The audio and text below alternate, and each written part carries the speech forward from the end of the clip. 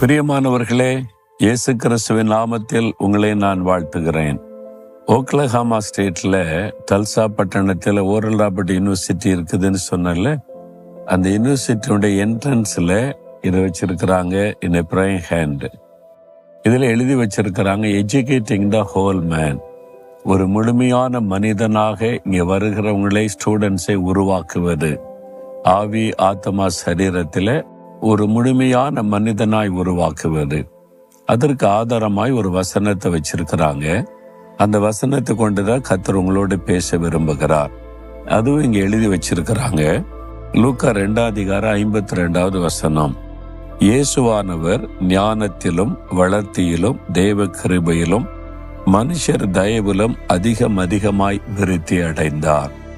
இயேசுவானவர் அவர் இந்த உலகத்தில் மனிதனாய் வந்தபோது ஒரு முழுமையான மனிதனாக அவர் விருத்தி அடைந்த வசனம் சொல்லப்படுகிறது. அதுக்கு என்னெல்லாம் வேணும்? ஞானம் வேணும், வளர்த்தி, சரீர வளர்ச்சி, நல்ல ஆரோக்கியமான சரீரம் வேணும், நல்ல ஞானம் வேண்டும், தேவ கிருபை, அது ரொம்ப முக்கியம்.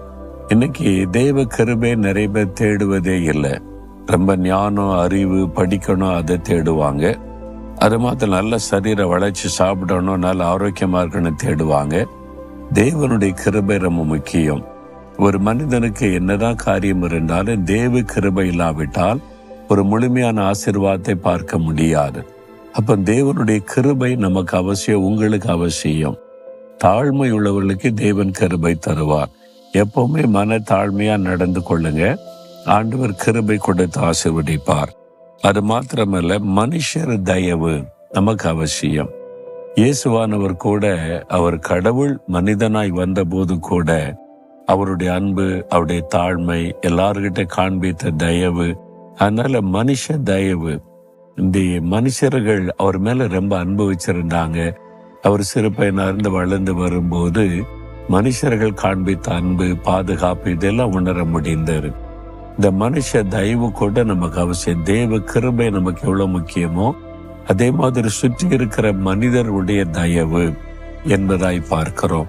நம்முடைய வாழ்க்கையில இந்த மனுஷ தயவிலும் நம்ம வளர்ச்சி அடையணும்.